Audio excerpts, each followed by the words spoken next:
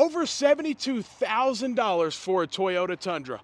That's a lot of money for a Toyota pickup truck. And the unfortunate part about it is Toyota used to be known as the most reliable brand, and now it's going away very quickly. Toyota's reputation is going down the drain every single day. The Tundra just had a recall, literally 98,000 vehicles affected, and they're going to need complete new engines. It's terrible, and even more Lexus products. Over 100,000 total products affected and going to need new engines from Toyota. And that's just not like Toyota. It just doesn't happen because a lot of people say Toyota's quality has gone down, but their prices have gone up, that's for sure. It's the same deal with the Tacoma. A lot of people love the Tacoma last year, but the new generation, not so much. They switched to a 4-cylinder turbo and the price has increased. The truck's built in Mexico, which is nothing new, but they pay cheaper wages in Mexico. But then let's go look at the sticker. This is just an SR5, so nothing special here. $42,000 for an SR5.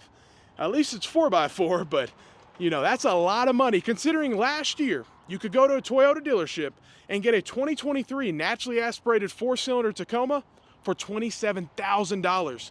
Now you can't even touch one unless you're spending 40 plus grand, and people just hate that they got rid of the V6. And I know I'm gonna get comments saying, oh, the turbo has more torque in this, and I've driven one, I checked it out. The fuel economy, first of all, I got 13 or 14 miles a gallon average, and on a full tank, this is the smallest tank I've ever seen.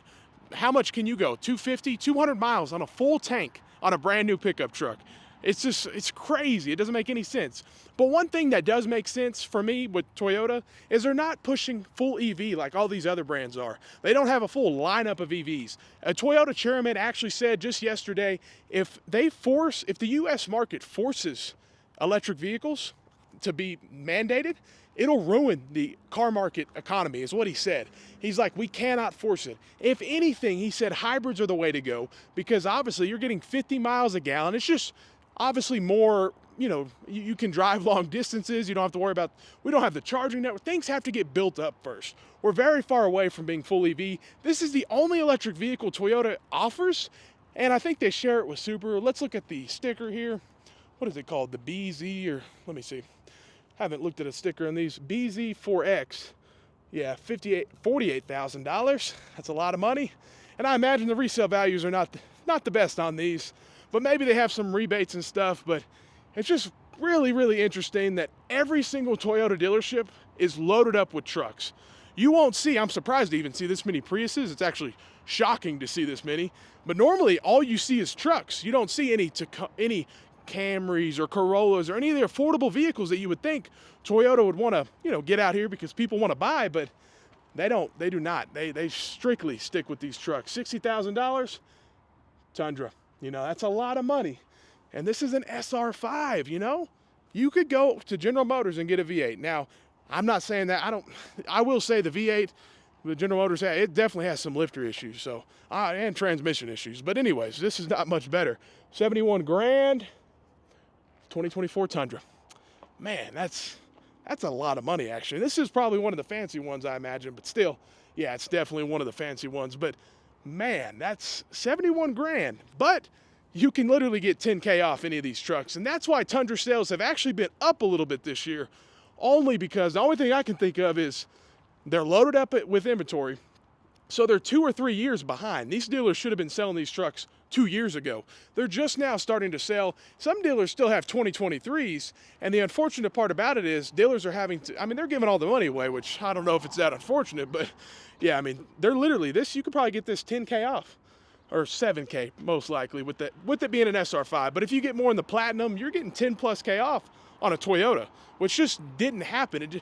Toyota was known to give the, you know, no rebates, this and that. Dealers don't need the discount, but now they have to get rid of these trucks. There's no way they can get rid of them other than literally 7,000, 11,000 off. It's almost like we're at a domestic brand. I feel like we're at GMC or Ford with all these pickup trucks, but no, we're at Toyota. And they did it to themselves. They went, you know, some will say they were forced to do it because why did they get rid of the V8? You know, why did they get rid of the V6? Honestly, the 4-cylinder turbo doesn't even get much better fuel economy. Same with the Turbo 6. It's, you know, I guess the emissions are cleaner and this and that, but I'm not sure. It just doesn't make any sense. And other Competitors like the Frontier. You can go get a Nissan Frontier, which in my opinion is the best midsize truck on the market, which will come with a V6, but not Toyota. And Toyota is in $241 billion in debt, so they are the most indebted company in the world. So that's nothing to shag or laugh about. That's a big deal. But I will say they do have $80 billion in cash, and I don't think they're going under anytime soon, but I will say whenever you have $241 billion, whenever you're the most indebted company, I don't think that's something that you want to, say, oh, I want to strive to be the most indebted company. I don't think that's somewhere where you want to be. Generally, you want to stay away from debt like that, because anytime you have debt like that, it does increase risk. $62,000, again, another Tundra. It's a lot of money, but it is a limited.